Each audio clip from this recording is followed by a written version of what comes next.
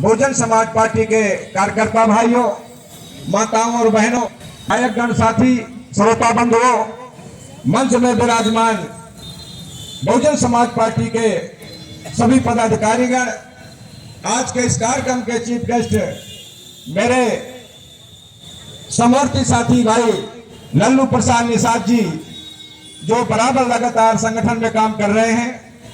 आज इस बैठक की सदारत कर रहे जिले के जिलाध्यक्ष जी भाई कौशलेंद्र कुमार जी, भाई जी वकील साहब, हमारे कुशवाहा जी, तमाम पदाधिकारी जो इस मंच में बैठे हैं। इस समय मेरे ऊपर ज्यादा नहीं दिया गया है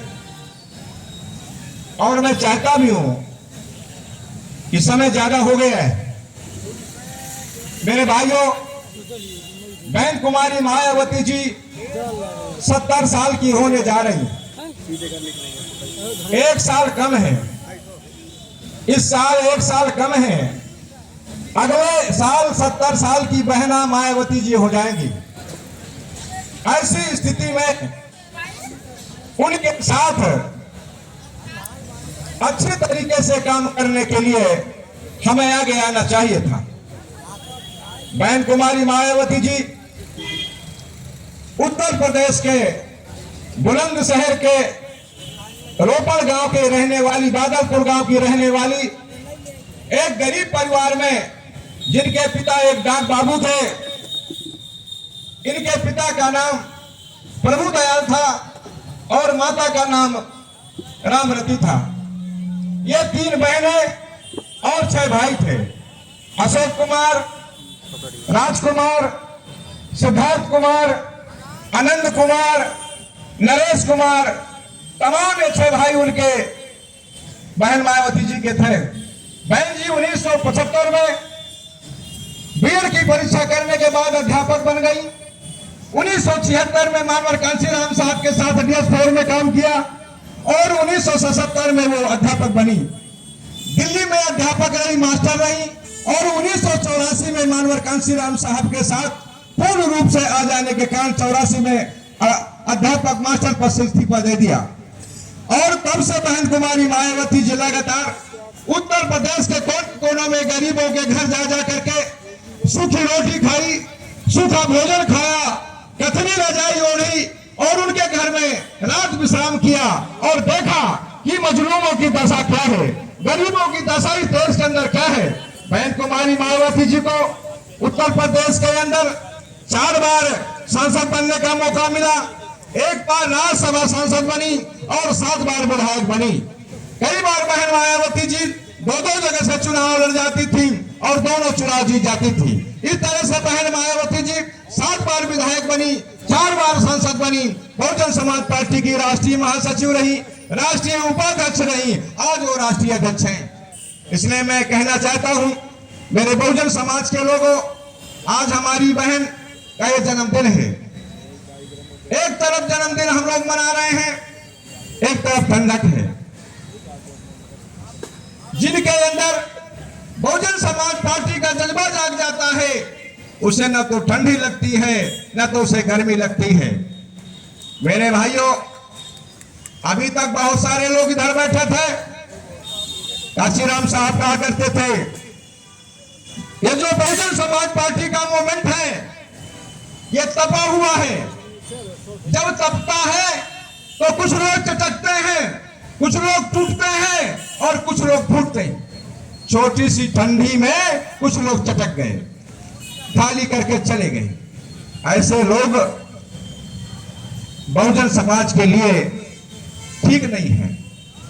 हमें दुश्मन को ललकारना है अगर, तो हमें बाबा साहब मानवर कांशीराम साहब और बहना जी से सीखना होगा। छोटा दिन जी का रह गया है। 70 साल की उम्र के बाद ज्यादा न चल पाना होता है, न ज्यादा बोल पाना होता है, न ज्यादा समय दे पाना होता है और मूवमेंट अधूरा पड़ा है। बाबा साहब अम्बेडकर का मूवमेंट अधूरा पड़ा है। प्रधानमंत्री अम्बेडकरवादी विचारधारा का नहीं बन पाया है। जब अम्बेडकरवादी विचारधारा का प्रधानमंत्री नहीं बनेगा, कल्याण होने वाला नहीं है। चाहे जो प्रधानमंत्री बन जाए, आपको केवल कुत्ते के टुकड़े की तरह 5 किलो गल्ला ही देते रहेंगे, आपको मोटे नहीं होने देंगे, आपको आगे नहीं बढ़ने देंगे, क्योंकि वो खजाना है, वहां से सारा देश चलता है, मुख्यमंत्री सारे उन्हीं से चलते हैं, उन्हीं से सारे से सब कुछ होते हैं। माननीय बहन जी को प्रधानमंत्री न बने, उनको रोकने के लिए नाना प्रकार के षड्यंत्र रचे जाते हैं। बहुजन समाज पार्टी के भी पुराने लोग टूट टाट के भाग गए, चले गए, अच्छा सा फल खाया, अच्छा सा मजा खाया, अच्छा सा पैसा कमाया और चले गए। ये पार्टी कौन चलाएगा? कौन चलाएगा? बाबा साहब अम्बेडकर सबके लिए काम किया। बाबा साहब ने संविधान में बराबरी का अधिकार दिया, पढ़ने लिखने का अधिकार दिया, नारी का सम्मान दिया, सती प्रथा का अंत किया, ताकि लोग आगे बढ़ जाए। पर मेरे भाइयों, बाबा साहब की बात छोड़ो, कांशीराम भी चले गए, बहन जी की उम्र 70 साल की हो गई। मेरे मंत्रशील भाइयों, मैं आपसे अपील करता, हम कहते हैं कि भारतीय जनता पार्टी की सरकार है, पर मैं पूछता हूं कि दोषी कौन है? भारतीय जनता पार्टी की अगर सरकार है तो दोष किसका है? अगर हमारा वोट ज्यादा है तो सरकार उनकी क्यों है? हम अम्बेडकरवादी नहीं बन पाए, हम अम्बेडकर को नहीं जान पाए, कांशीराम को नहीं जान पाए। आज कहते हैं सरकार उनकी है, अरे उनकी सरकार पहले भी थी, रजवाड़े होते थे, जमींदारी होती थी, कलिंदा होते थे, इसी व्यवस्था को तो बाबा साहब ने खत्म किया था। आप कह रहे हैं कि आज उनकी सरकार है, उनकी सरकार को खत्म करना है तो फिर बिना कसम खाए बात बनने वाली नहीं है।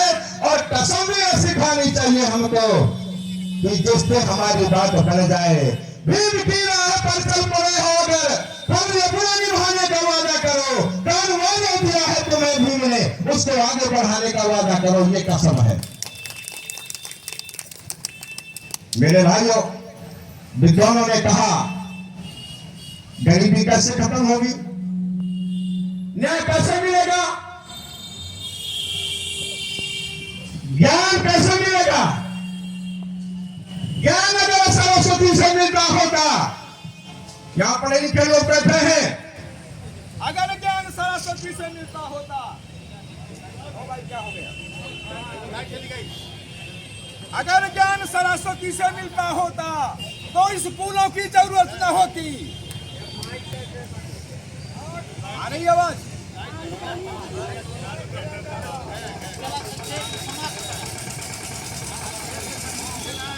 हेलो, अरे भाई समय कम है, वो हमारे करा दो, हमारे को समय करा दो। हेलो हेलो हेलो, ज्ञान अगर सरस्वती से मिलता होता पढ़े लिखे साथियों, तो विद्यालयों की जरूरत न होती। न्याय अगर मंत्रों से मिलता होता, अगर न्याय मंत्रों से मिलता होता तो न्यायालयों की जरूरत न होती। और अगर बीमारी पूजा से ठीक होती तो अस्पतालों की जरूरत न होती। आ रहा है समझ में? यह है बहुजन समाज पार्टी का मूवमेंट। बहुजन समाज पार्टी की विचारधारा के विपरीत तैरना है, उल्टा। कौन तैर पाएगा? जिसके छाती में बाढ़ होगी, जो बहादुर होगा, जो जज्बा होगा। इसलिए मेरे भाइयों, मैं सभी मंत्रशील साथियों से कहना चाहता हूं कि आप बहुजन समाज पार्टी में ईमानदारी पूर्वक अपनी अपनी समाज में काम करें, ताकि बहुजन समाज पार्टी मजबूत हो, तभी आपकी बात बढ़ पाएगी। इन्हीं बातों के साथ आपसे वादा के साथ पकड़ा बनकर जियोगे अगर तुम यहाँ, बल्कि जाने में सुन जाओगे, शेर बन करके जिंदा रहोगे, यहाँ हमेशा आगे बढ़ते रहोगे।